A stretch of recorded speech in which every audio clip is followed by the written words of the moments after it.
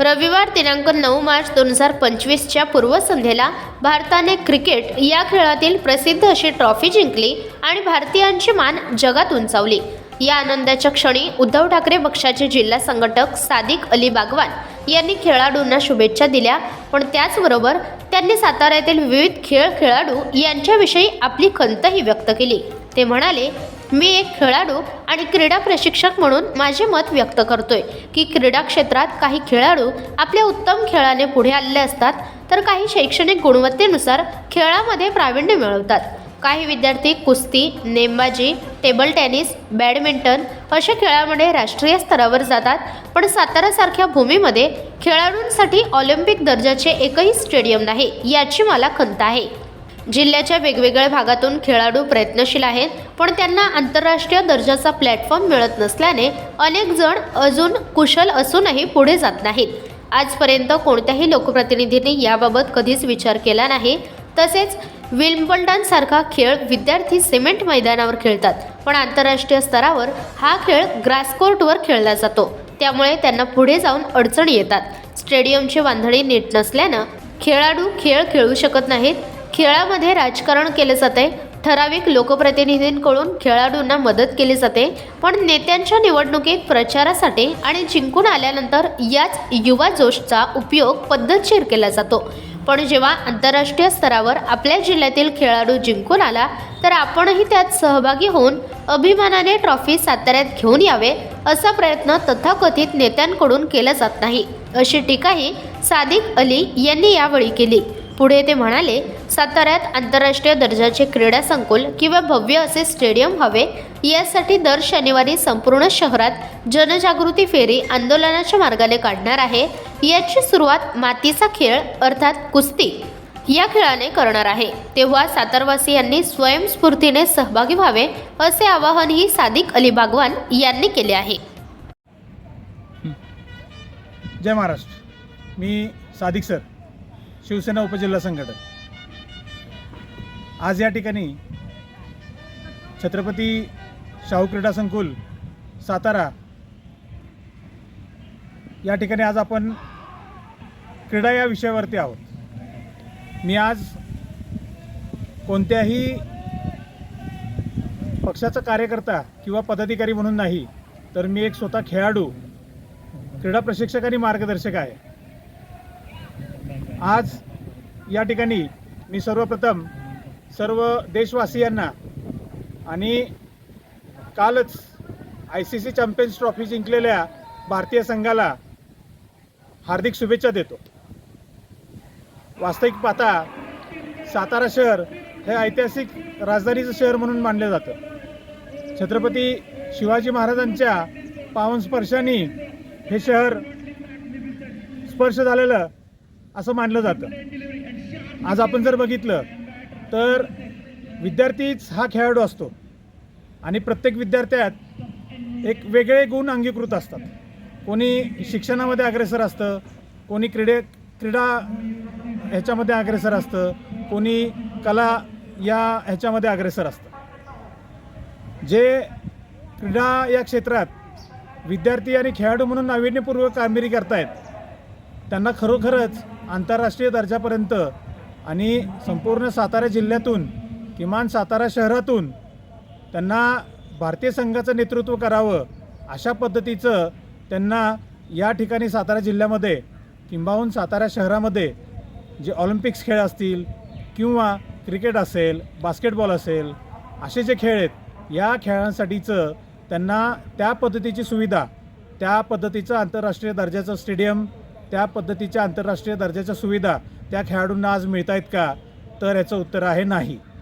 मागील 25 वर्षापासून जर आपण बघितलं तर सातारा संपूर्ण जिल्ह्यामध्ये ऑलिम्पिक दर्जाचं किंवा ऑलिम्पिक खेळ खेळणारे किंवा ऑलिम्पिक खेळाची विषयात असलेले, त्याच्याशी निगडीत नसलेले सुद्धा, मग तो एक क्रिकेटचं स्टेडियम असेल, एखादं बास्केटबॉलचं असेल, अशा खेळांसाठी एक उत्कृष्ट किमान या मागच्या 25 वर्षामध्ये एखादं तरी आंतरराष्ट्रीय दर्जाचं स्टेडियम व्हायला पाहिजे होतं, अशी संपूर्ण सातारावासियांची किंबहुना खेळाडूंची एक अपेक्षा होती, पण ती मात्र या 25 वर्षात पूर्ण झालेली नाही आहे।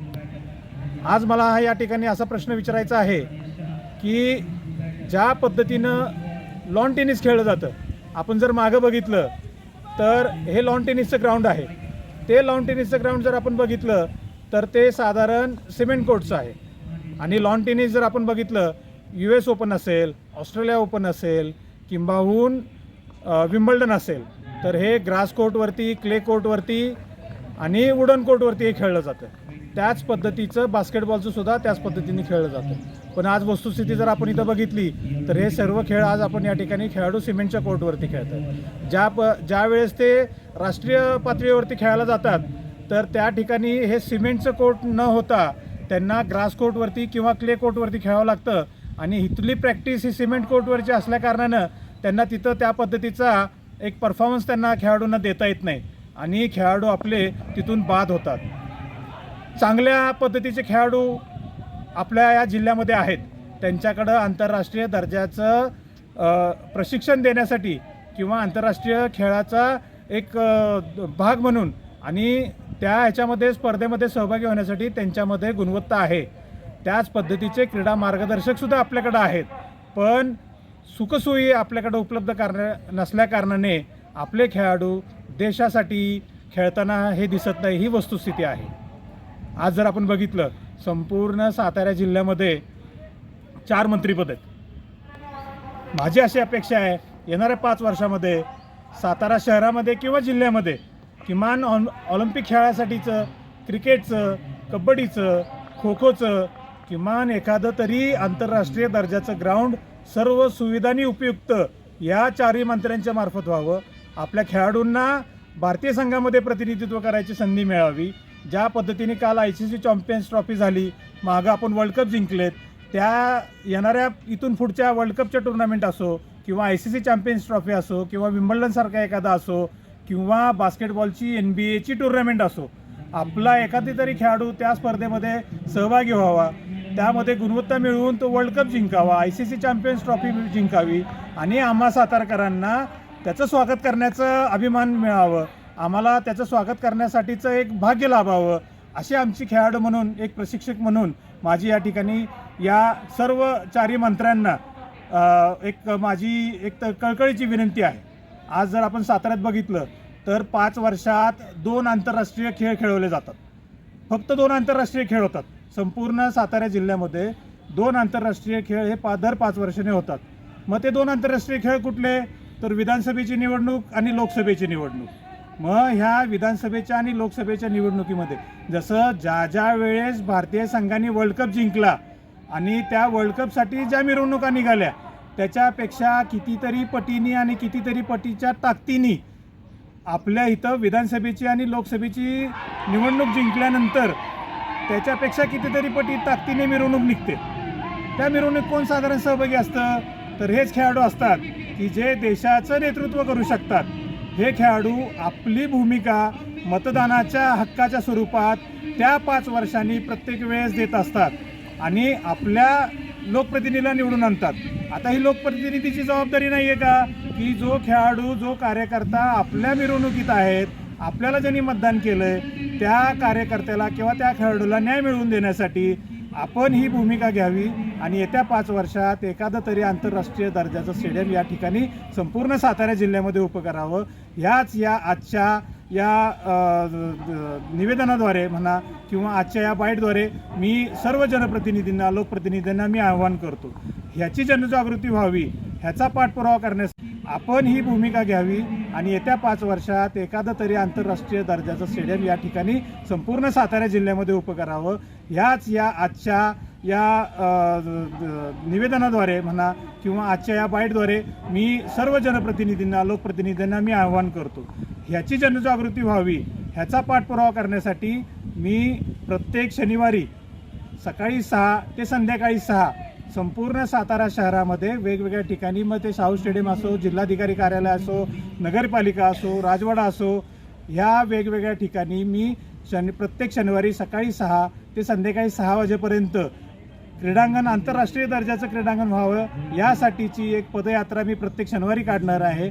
त्या पदयात्रेमध्ये वेगवेगळ्या खेळाच्या वेशभूषा परिधान करून मी ते करणार आहे आणि याची सुरुवात येत्या शनिवारपासून माझ्या मातीतला खेळ म्हणजेच कुस्ती कुस्तीसाठीचा जो गणवेश आहे तो गणवेश घालून मी या संकल्पनेची किंबहुना येणाऱ्या ऑलिम्पिक दर्जाच्या स्टेडियमसाठीची मी आंदोलनाची सुरुवात या शनिवारपासून करणार आहे. माझ्या सर्व खेळाडूंना आणि क्रीडा प्रशिक्षकांना विनंती आहे की त्यांनी जास्तीत जास्त संख्येने या शनिवारपासून माझ्या या उपक्रमात सामील व्हावं आणि एक आंतरराष्ट्रीय दर्जाचं स्टेडियम करण्यासाठी मला साथ द्यावी, ही माझी कळकळीची विनंती. जय हिंद, जय महाराष्ट्र.